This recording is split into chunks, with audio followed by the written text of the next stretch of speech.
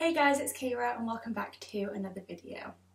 Now, I love classics. I especially love to collect them because, let's be honest, classics always have the most beautiful covers that far outshine those of their contemporary counterparts, which means that having a classic on your shelf is just, for me anyway, such a joyful experience because not only is it a piece of entertainment in the sense of being a novel that you can read and enjoy, but it is also a piece of art, and I feel like that is just such a wonderful thing that, while not entirely unique to classics, definitely happens more so with classic covers than it does with contemporaries, at least in my experience. But the aesthetics are not the only reason I love classics. I do, of course, also love to read them, and more than that, I love to read them and then discuss them with other people who've also read those books, because I feel like that is just such a special thing with all books. But with classics lovers, I feel like there is always just this extra level of maybe like appreciation or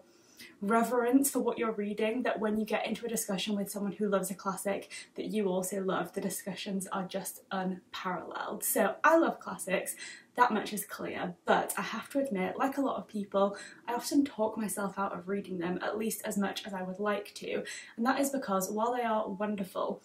they obviously can just take that little bit more effort and a little bit more time than contemporaries do to read, because there are, I guess, language barriers, or at least some difficulty sometimes in understanding how language was used then versus how it's used now. So fully grasping what is being said can sometimes take a little bit longer, and of course they can just be a little bit longer in their physical format as well. So I often talk myself out of it, but really I'm only shooting myself in the foot there, because it's very rare that I have read a classic that I've had on my TBR and have wanted to read, have heard great things about, and haven't enjoyed it. So I feel like classics are worth the time, and with that said, I've set out a TBR of some classics that I'm hoping to read throughout the spring and summer seasons. Now, one of the things I love most about classics is the way that classic authors tended to write about nature and the world around them. It's something that I feel like definitely still happens in modern books, but maybe not quite so much, because I feel like maybe there is more emphasis on characters and plot and action, whereas in reality, classics do tend to be a little bit more mundane in the sense that they're following kind of more normal people, but with that comes a sense of relatability and also like something really special in the fact that although I'm reading the books in 2023 and they might have been written in like the 1800s, there is still a shared experience there in the world around us and the nature that we see. And so these books aren't all entirely spring and summer in terms of their setting, but I do feel like I've tried to pick ones that I think will be bright and uplifting classics rather than some of the more dark and gothic ones, which I also really enjoy, but potentially more for autumn and winter. So without further ado, let's dive into my classics spring summer TBR. Grab yourself a hot drink. I, for one, am currently in my Earl Grey era, so I'm enjoying a cup of Earl Grey with oat milk, but you get whatever you fancy, and let's dive into some classic reading plans.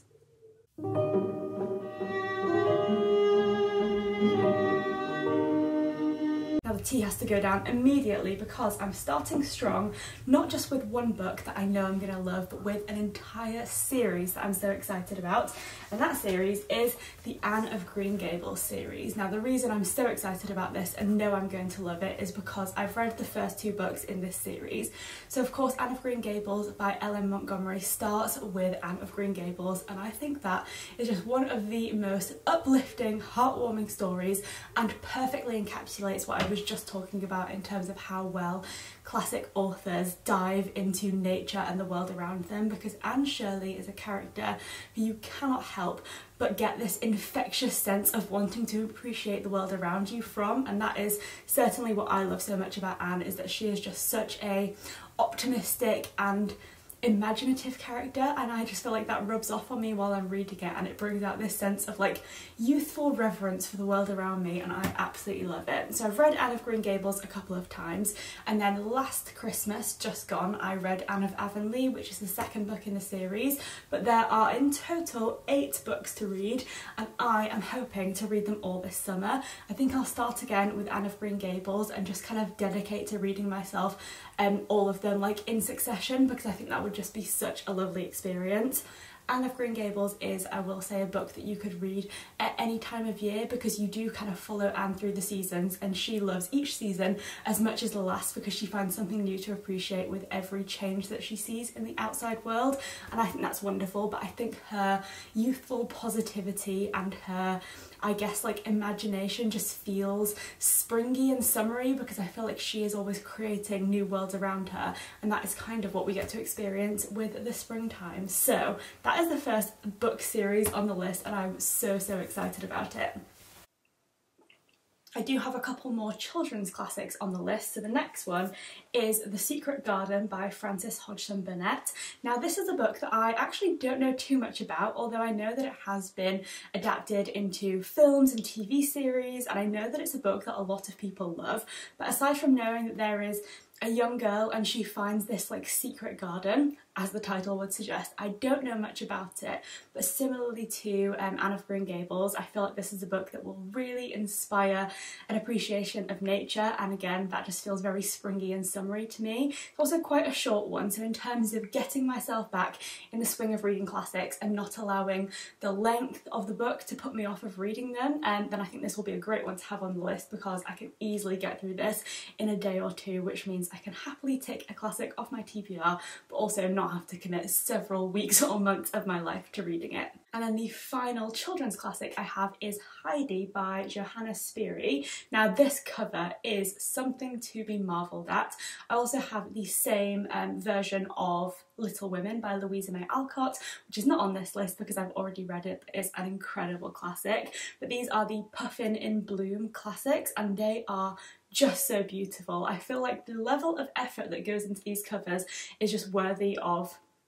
a moment of inspiration just in and of itself because they are just so beautiful. But Heidi, again, something I haven't got a huge amount of background knowledge on. I'm very excited because I actually have managed to go my entire life without ever watching a Heidi adaptation. I don't know how many there are out there. I have a feeling there are quite a few, but I know that it is set, I want to say, in Switzerland, which is a place I've only ever visited once to go skiing when I was in like year 9 in school, but it was a beautiful place then, and it is somewhere that I desperately want to visit in the summertime because I feel like it's the sort of place that experiences such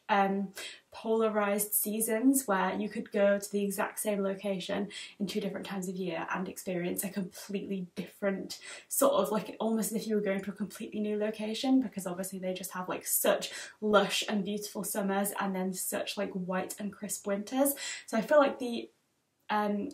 setting of Heidi will certainly be one to inspire, but it just says on the back a little quote which I think just makes me so happy to read. It says, "Heidi looked around with growing delight at the mountain peak she knew so well and which seemed to greet her like old friends." Now I just feel like that is just such a heartwarming sentence in and of itself, and I don't even have the context of the rest of the novel yet, but I feel like if that is anything to go by, this will be something that I love because I love mountains, I love trees, and I love all kinds of nature. But I feel like books that really give,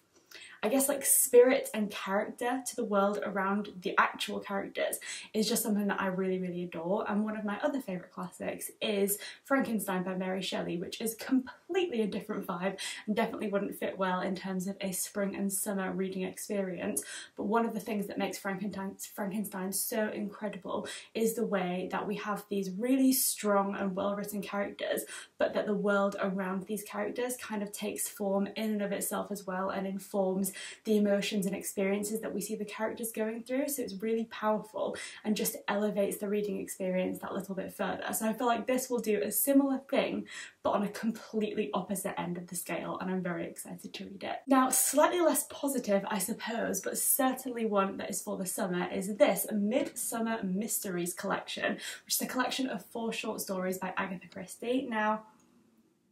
I love Agatha Christie because I feel like cozy crime is just such a lovely genre to read because it really kind of gets your mind going, you get your like cogs ticking, and it keeps you active because you're obviously trying to solve the mystery along with the detective. But they don't have that same kind of gut-wrenching horror or level of disturbance that you would get from reading like a proper thriller book, so cozy crime is a nice way to kind of dip your toes into the water of that kind of genre, but without having to read something that's like particularly too disturbing. So it allows you to kind of experience it, but on a lighter level. And of course, these are short stories. So I have read a few Agatha Christie's, but never any of her short stories. And within this collection, also, the inside of this book has the most beautiful like daisy pattern, which I just think is gorgeous. So what do we have? Oh, I actually thought that it was only 4 collections, but I actually think that there might be quite a few. So what do we have? It says that we have something called The Bloodstained Pavement, The Double Clue, Death on the Nile, which I have already read, Harlequin's Lane, An Adventure of the Italian Nobleman, Jane in Search of a Job, The Disappearance of Mr. Davenheim, The Idle House of Astarte,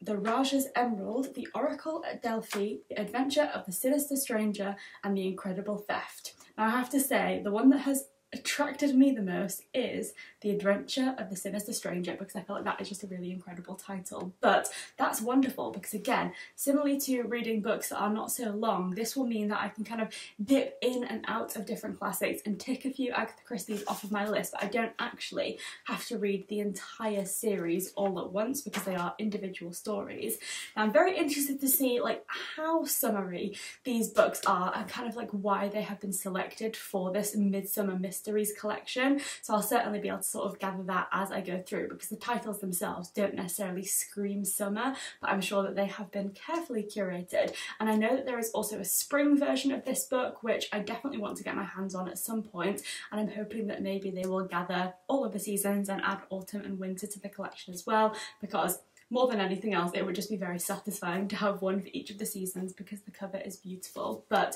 I'm very confident that I'll enjoy these because Agatha Christie paces her books so well. You just always get sucked in, and I have yet never been able to solve the mystery, which means that while I'm always very actively trying to figure out what's going on, I'm also always surprised, which I feel like is really what you want from a mystery. So I'm excited to dive into this and have not 1, not 2, but like 9 different surprises, because that's how many stories we've got. Again, casting myself back to last December, I tried to read a book by Thomas Hardy and I picked up Tess of the D'Urbervilles and really struggled to get anywhere with that book. I think I was just looking for something like Anne of Green Gables that was uplifting and light-hearted, or something that was seasonal and felt festive to me. And Tess of the D'Urbervilles did neither of those things because it was pretty dark, depressing and disturbing, and also quite, I guess, like, dense to read. There was a lot of description and a lot of different characters you were being introduced to, but none of which really like stood out to me as like someone to really root behind. Obviously we have Tess as the main character, but I just really struggled to get into that book. However, a lot of people really encouraged me in the comments of the video where I was talking about Tess of the D'Urbervilles to pursue Thomas Hardy, try some of his other books, because he really is worth reading. So one of his books that I do have on my shelf is Far from the Madding Crowd, which I, again, love the cover of this book. I think it's such a beautiful shade of yellow. But I've heard that Far from the Madding Crowd is a much more light-hearted and uplifting read than Tess of the D'Urbervilles, which is certainly what I wanted. Now it says, this is interesting, Hardy's powerful novel of swift sexual passion and slow-burning loyalty centres on Bathsheba Everdeen, a proud working woman whose life is complicated by 3 different men: respectable Farmer Baldwood, seductive Sergeant Troy, and devoted Gabriel, making her the object of scandal and betrayal. Vividly portraying the superstitions and traditions of a small rural community, Far from the Madding Crowd shows the precarious position of a woman in a man's world. Now I feel like Tess of the D'Urbervilles similarly is all about kind of like the, I guess, weak position that women held in society at this time, and the way that their position and outward appearance in society could so easily be influenced by the men around them, though they never suffered the same consequences for partaking in any kind of scandalous activity. And so it really kind of showed the difference between men and women in society at this time. But I feel like just even in the way that that blurb has described it, it sounds so much more uplifting and playful than Tess of the D'Urbervilles, so I feel like it'll be a really great way to I guess, acquaint myself with Thomas Hardy and his writing style, but without kind of dragging myself down into a pit of despair. I am determined that at some point I will read Tess of the D'Urbervilles, but I think I just need to better select the moment in time that I decide to pick that one up. But in the meantime, Far from the Madding Crowd, I'm excited to read it, and then I'm certain that there is a movie with Carey Mulligan, I want to say, and she was incredible as Daisy in The Great Gatsby, so I would really like to see that film, but I haven't watched it yet, so I'll read the book and then treat myself to watching the film. Now, I do have one non-fiction memoir style book on the list, and that is Walden by Henry David Thoreau. Now, I think this book sounds really lovely, but I originally bought it for Jay as a birthday present last year, and again, I think the cover is just absolutely exquisite. That is the running theme of this video. But this is a memoir, I think, about, let me just read it. So